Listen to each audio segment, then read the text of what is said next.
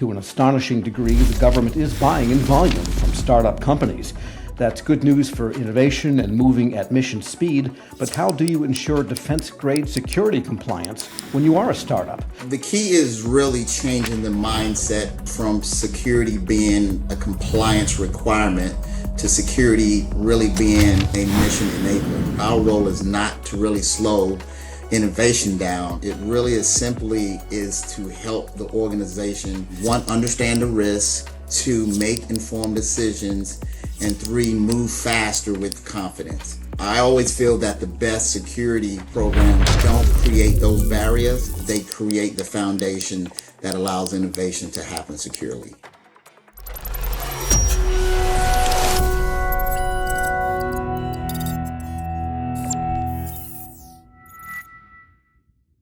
Welcome to another new episode of Federal Market Frontlines, brought to you by Technomile. I'm your host, Tom Temin. Each month, we explore timely issues affecting the ever-changing federal market for technology and services. Our topic today is security and startups. To an astonishing degree, the government is buying in volume from startup companies. That's good news for innovation and moving at mission speed, but how do you ensure defense-grade security compliance when you are a startup? To help answer that crucial question, we turn to a security director of a startup. He served for 20 years in the Air Force and another 20 years supporting DoD and intelligence community industrial security programs. Now he leads security for Astranis Space Technologies. Please welcome Isaiah Rivers. Ike, it's good to have you with us. Oh man, thank you, Tom. It's glad to be here. You know, every day you wake up is a good day, so thanks for having us. All right, and let's start with you, a little bit of your background, and it looks like you have some relevant experience in this whole security area. Tell us about yourself briefly. I guess let me just go straight to my Air Force days. Spent 20 years in the Air Force, retired back in 2005, and was looking to do something different and joined a contract company, great company called Cybersecurity Corporation. Spent about 12 years at that particular company, and then I had an opportunity to become a chief security officer at a phenomenal company called Institute for Defense and Analysis, better known as IDA. And then I started hanging out with a lot of different leaders in the industry, and I stumbled on a great leader. His name is Scott Jacobs from Astranis Space Technologies Corp. And we just started talking about the company and the things that they do. First, I was like, okay, that's not my forte. But as we got to talking a lot more, it became very intriguing to me.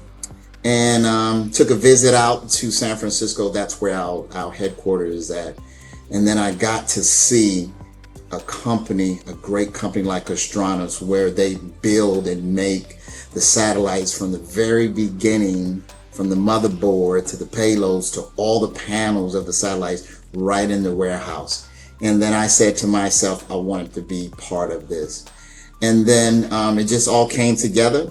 There was a chief security officer position available, and they asked if I wanted, and I raised my hand and said, hey, bring me aboard. And I've been there ever since October of 2025. And loving every minute of it. All right, and of course, the space domain is a fast-growing one, a fast-expanding one, and also a contested one increasingly. And I think the military and civilian sides of government are well aware of that. The security compliance frameworks that DoD and to a large extent civilian agencies operate under are kind of dated, a little bit rigid from time to time. And so how do you ensure that you are secure and secure compliant in the startup phase when things are moving so quickly? So that's a great question, Tom. The key is really changing the mindset from security being a compliance requirement to security really being a mission enabler. At Astranis, which I love, security is integrated into the business from day one. Right? Because when you do not integrate security from day one, you're going to have some issues later on. Our role, as far as from a security perspective, our role is not to really slow innovation down. It really is to help the organization, one, understand the risk, 2, make informed decisions, and 3, move faster with confidence. I always feel that the best security programs don't create those barriers. They create the foundation that allows innovation to happen securely. And what lessons from traditional defense programs in which you participated a while ago simply don't translate to the commercial space environment as it's moving so fast today? So this is really kind of cool because I've only been on the traditional defense program side of the house, right? I had no idea how commercial operated whatsoever, right? And when I got there, it's really a cultural thing as well. But just understand from a traditional side, defense programs often rely on lengthy timelines, extensive bureaucracy. I mean, just think about it. There's a proposal that is out there. You got all of these companies bidding on this proposal, right? You got to submit RFPs and all those different things. And it takes forever just to actually win the contracts. Well, in the commercial space sector, speed, agility, rapid decision making are really essential, requiring security and compliance process that support innovation rather than slow it down. So I find this fascinating because it's like at the intersection. So I really find it fascinating because once you're in the commercial sector, you have to be chop.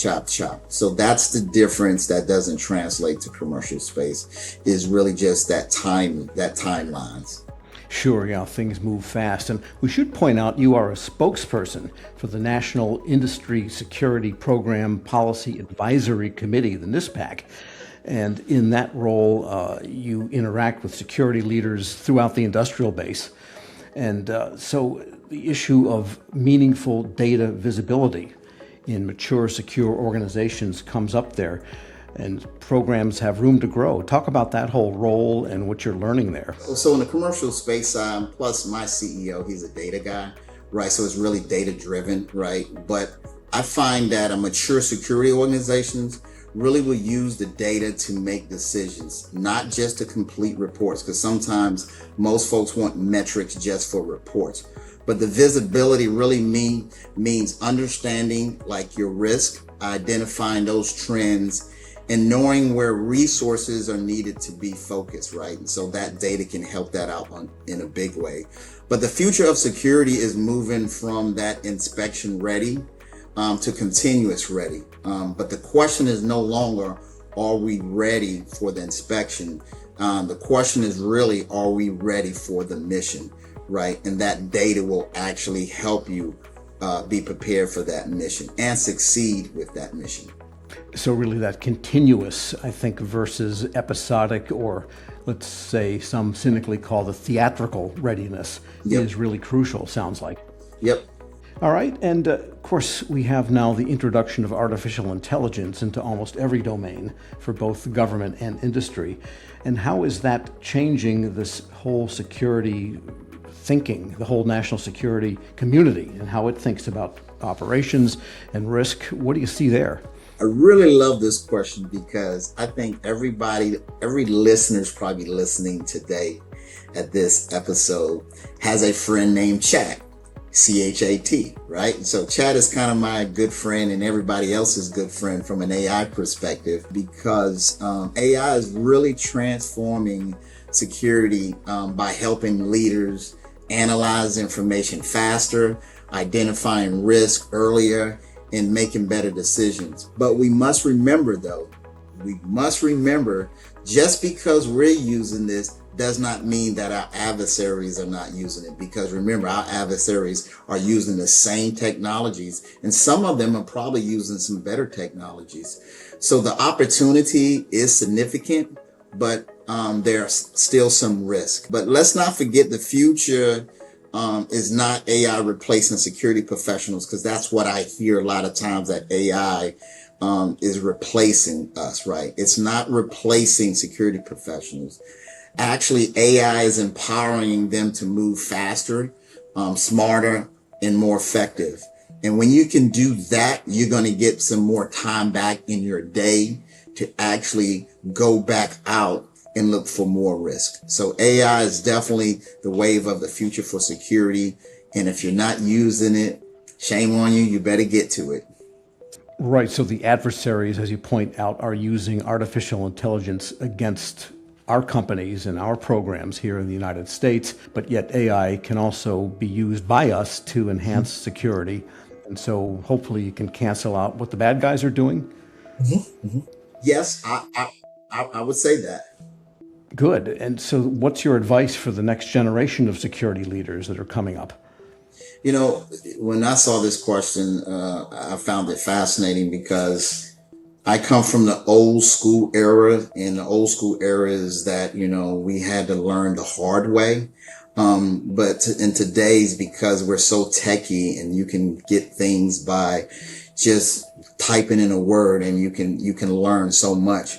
But what I would say is never stop learning, never stop building relationships. In the security world, right, relationships are a must, right? Because if you do not have that networking and you're sitting by yourself, okay, you're going to be pigeonholed and you're not going to be able to expand your knowledge, or you're not going to be able to help assist your company to grow from a compliance perspective and from a risk management perspective. I think security leaders must understand technology.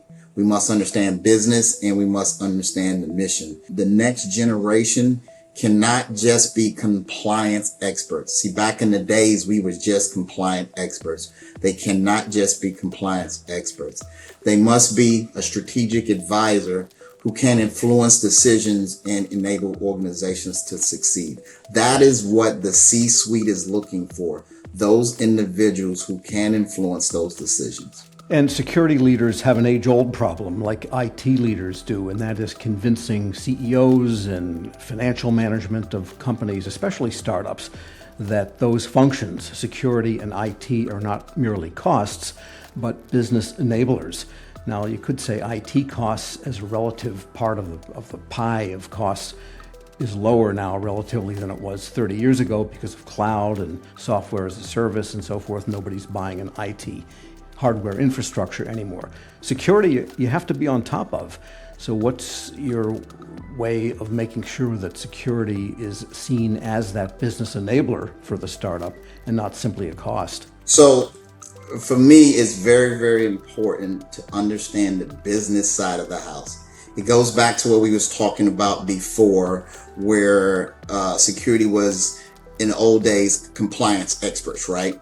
Security leaders have to speak the language of the business. Executives need to really understand that security protects the mission, the workforce, the customer, and the future of the organizations. I personally think the best leaders don't just identify the risk, right? Because we can identify, but a CEO is going to want to know, okay, well, you identified it. What is your solution? So we actually have to be a better business person to bring that solution and help the business move forward in a confident way. And as we've discussed, you wear a lot of hats these days and have worn a lot of hats. There's one more, and you have recently joined Technomile's Security Information Management Advisory Board. What are people talking about in that context, and what are you bringing to that? I'm not going to say this fell in my lap, but this was really intriguing. So ever since I got out of the military and I became an industry individual, I used to utilize the SIMS product. So I've been utilizing the SIMS product for over 20 years. And I have became extremely close to SIMS and the leadership of SIMS, Mr. Mike Strutman. And then when they merged with Technomile, I met the phenomenal CEO for Technomile, and we just started to talk about that merger and what it could do for industry. And because I am still in the game, I have practitioners that work for me, and I used to be a practitioner. So I know exactly what the practitioners need. The practitioners need a voice in how security solutions are developed. The practitioners think that the best technologies come from understanding real world challenges. And security leaders need tools that improve that visibility, reduce the complexity, and help them make better decisions faster. And so now that I have this avenue, I talked to both of them about that role and what I could bring to the table. And they said, hey, yes, we would love to have you aboard. And so now I get to be that voice that industry really does not have. And so that's what really drew me to joining the Technomile Advisory Board. Not so much for myself, but to give back to the community who does not have that voice. And you've been working for 40 plus years. Sounds like you're just getting started. I actually am. And, I'm actually having a good time, Tom, right? It is nothing like waking up every day and saying, one, I was blessed to see another day, but two, to do something that you like to do and that's meaningful. One is giving back to the community, right? The DIB is such a great, phenomenal place to work. The industrial security base is just phenomenal, right?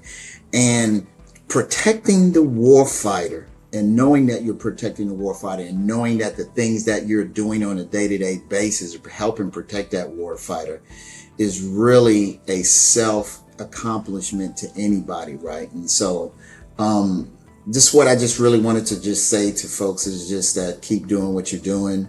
Doesn't matter if you're a practitioner or you're a chief security officer. Everything that we do makes a difference. And that's a good note to end on. Ike Rivers is the Chief Security Officer at Astranis Space Technologies and industry spokesperson for the National Industrial Security Program Policy Advisory Committee. Great to have you with us. Thank you, Tom. It's been a pleasure. And that's it for this edition of Federal Market Frontlines, brought to you by Technomile. I'm Tom Temin.